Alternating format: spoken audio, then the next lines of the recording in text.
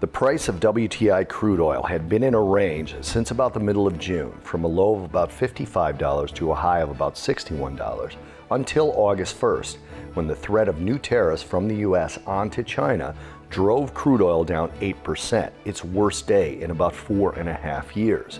This highlighted how important the outcome of trade talks and the ongoing trade war are for the price of commodities in general and crude oil specifically. There have definitely been price spikes by the mounting geopolitical tensions in the Middle East, but because of the oversupply of crude oil to the market, the demand picture seems to be more important. Several analysts are saying that the excess production of crude oil over demand is going to increase in 2020. So if the trade war gets worse, that excess will be even larger than current analysts predict.